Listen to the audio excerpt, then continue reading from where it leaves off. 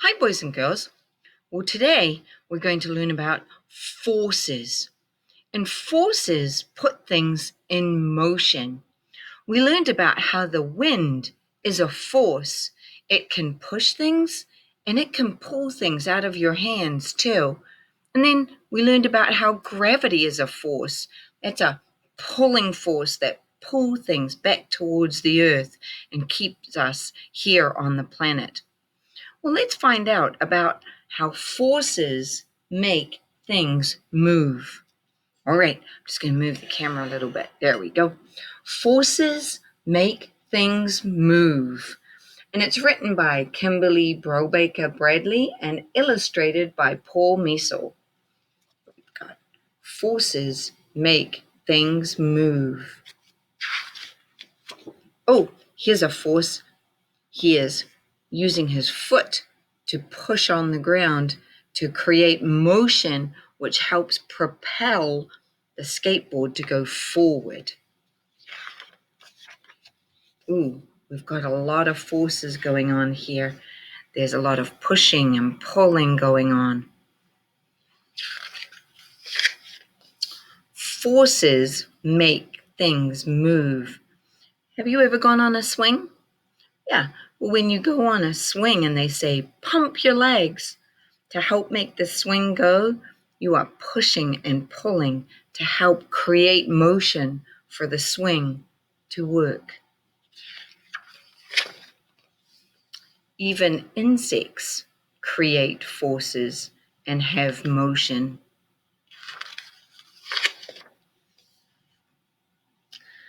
If you push a toy car, you can make it move across the floor. Your push moves the car. Your push is a force. Forces get things moving.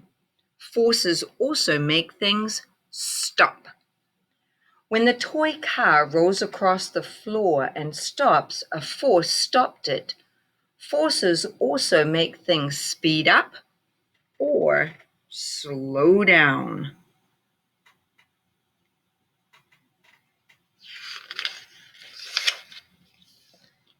Any push or pull is a force. Forces can move things further away or bring them closer. Some forces are very strong, and some are so weak you can hardly feel them. Nothing starts moving until it is pushed or pulled. If you don't push your toy car, it just sits there, unless something else pushes it, like the wind or your cat. The wind, your cat, and your big brother all produce force. The force moves your car. Anytime your car is moving, a force made it start. The heavier an object is, the more force is required to make it move. When you want to run across the yard, your feet have to push on the ground to get you moving. If you and your big brother decide to have a race, his feet will have to push harder on the ground than yours. Why? Well, because if he weighs more, it takes more force to make him move. Once you are running, only another force can stop you. Your feet push on the ground to make you stop. If you want to stop quickly, it takes more force than if you want to stop slowly. You have to push harder.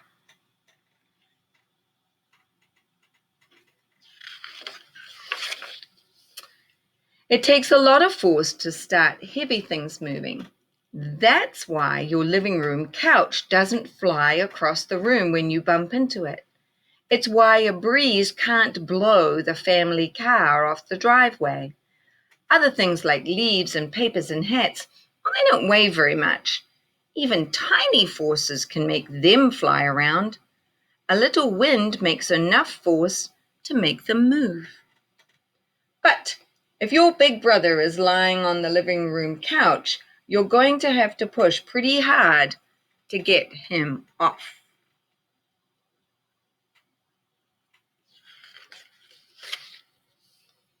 Whenever you push something, it pushes back. If you push a toy car, it pushes back against you with the exact same force. If you push harder, the toy car pushes harder. This can be difficult to understand, but it's true. The force you put on the car is always the same as the force the car puts on you.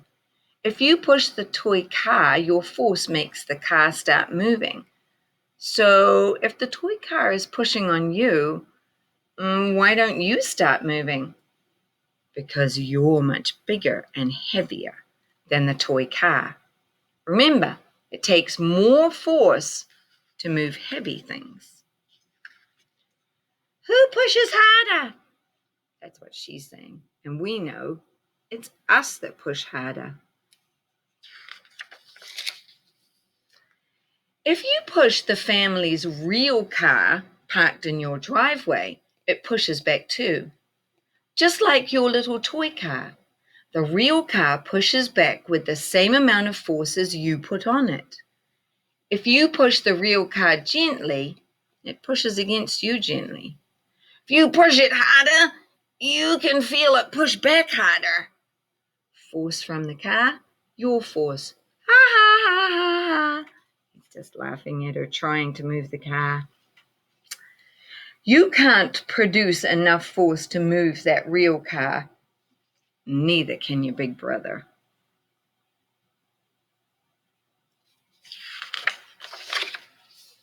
Sometimes you can see what is pushing or pulling, and sometimes you can't.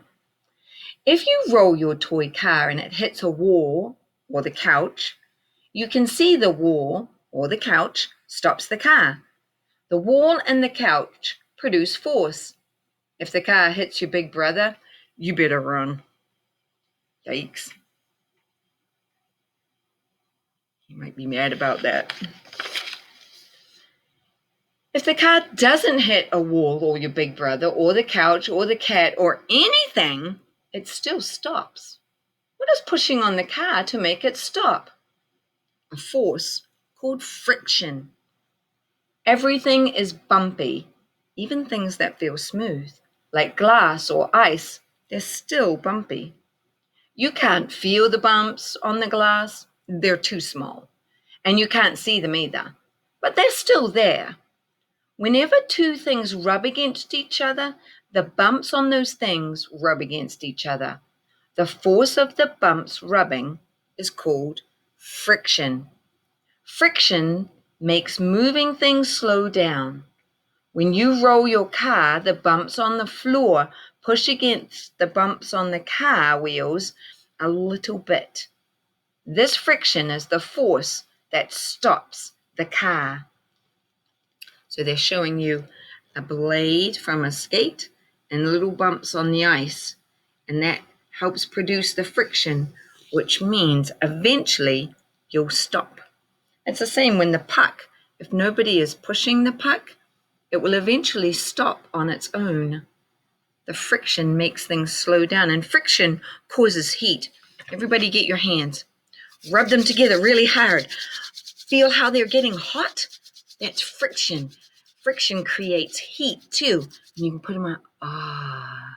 It's nice and warm.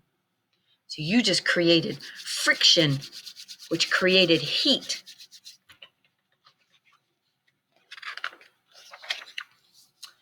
If you push the car along a shiny wooden hallway, it rolls much faster and further than if you push it along a thick bedroom carpet. The rug is bumpier than the hallway. It creates more friction. More bumps, more friction. It makes the car stop more quickly. Hey, mine doesn't roll. Wow, look at mine go. He's got the slippery floor. So if you're having a car race, would you want the cars to be racing on the carpet or on the hallway? Yeah, the hallway. They're going to go faster on the hallway than they are on the carpet. What if you roll your car across slippery ice? It will go further than it does on the shiny wooden floor. The ice is so smooth, the force of the friction is very small.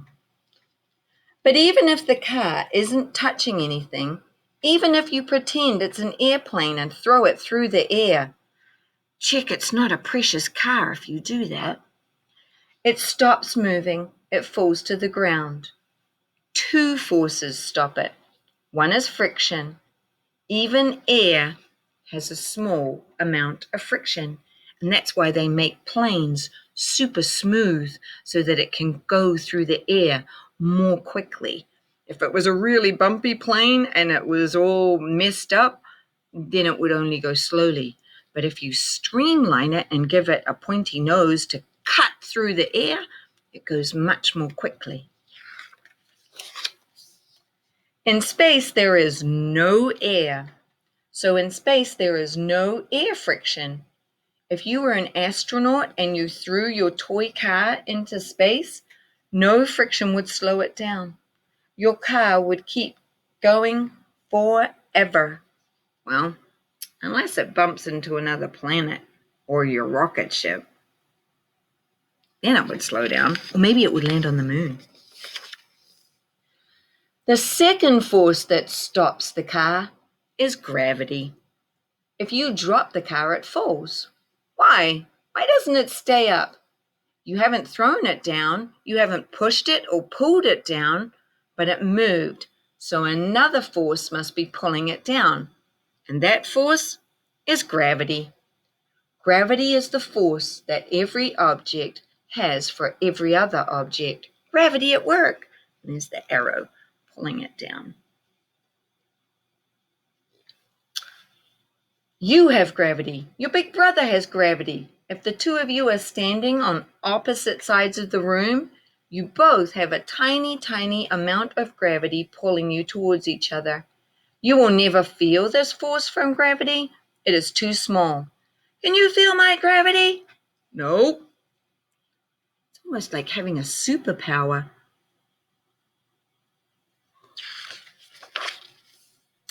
The gravity force between two objects depends on how much they weigh. Most of the time, gravity is a teeny tiny force. Really huge, like the size of the entire planet, the whole planet, everyone can feel the Earth's gravity. It is a big force. It keeps you here. And if you dug a big hole and then you jumped in it, gravity would pull you down into the hole.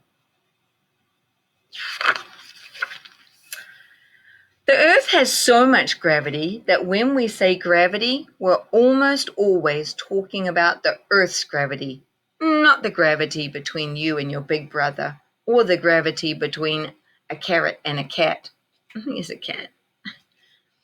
Gravity is such a part of our everyday lives that you probably don't even think about it. If you spill a glass of milk, you expect it to spill onto the floor, not up onto the ceiling. If you let go of your toy car, you expect it to fall into the ground, not go up into the wall. And if you throw your car across the room, you expect it to end on the floor, not suspended halfway up the wall. And here's the dog trying to get his piece of toast and bananas and curtains. Thank goodness for gravity. Otherwise, we'd live in a very mixed up world. Gravity is why apples on trees fall down to the ground instead of staying up in the sky. Gravity makes it hard to throw a baseball all the way to the moon. It's why your parents' car stays on the ground instead of soaring through the air. Actually, that would be really cool because then we could fly to school. It's why rockets to space have such huge engines. The big engines make enough force to be stronger than gravity and push the rocket into space. Forces are all around us. Forces make things go faster and slower. They make things stop. They make things start. Forces get things moving. We can see a lot of forces going on here. She's having to push the oars forward and then pull them through the water to keep the boat going. She's pushing the wheelbarrow. He's pushing the box. He's jumping into the water, but gravity's pulling him down. We talked about how he's pushing on the ground to make his propel his skateboard forward. She's pushing on the pedals to make the wheels turn.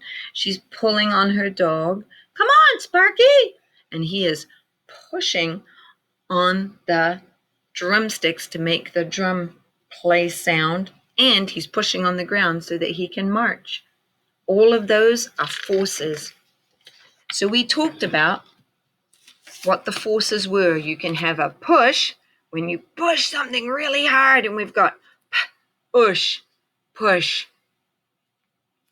And you've got a pull. Everybody pull. So those are our two main forces, a push and a pull. So thinking about pushing and pulling, we want you to scroll on down and find out, what's your assignment today? Is it something to do with a push or a pull? Remember, push has the sh sound at the end of it, and pull has the at the end of it. Push and pull.